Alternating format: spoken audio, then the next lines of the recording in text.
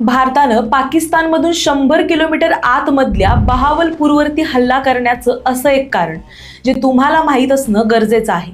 आज पहाटे 1:45 वाजता ऑपरेशन सिंदूर अंतर्गत भारताकडून पाकिस्तानवर लष्करी हल्ले करण्यात आले.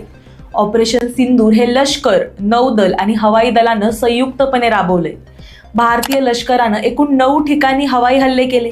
पण पाकिस्तानच्या अनेक किलोमीटर आत असलेलं बहावलपूर निवडण्याचं एक महत्त्वाचं कारण ते म्हणजे ते जैश-ए-मोहम्मद या दहशतवादी संघटनेचं मुख्यालय आणि प्रशिक्षण केंद्र आहे.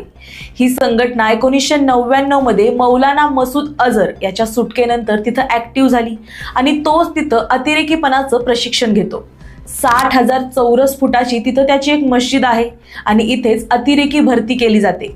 त्यामुळे मुख्य दहशतवादाचा बाजार हा इथून म्हणजेच बहावलपूरमधूनच चालवला जातो आणि म्हणूनच भारतानं आपल्या लढाऊ विमानाच्या माध्यमातून इथं हल्ले केले आणि पाकिस्तानला स्पष्ट संदेश दिला की दूध मांगोगे तो खीर दे देंगे, लेकिन अगर कश्मीर पे नजर डालोगे तो चीर देंगे. बाकी तुम्हाला ऑपरेशन सिंदूर बद्दल काय वाटतं हे आम्हाला कमेंटमध्ये नक्की सांगा. धन्यवाद.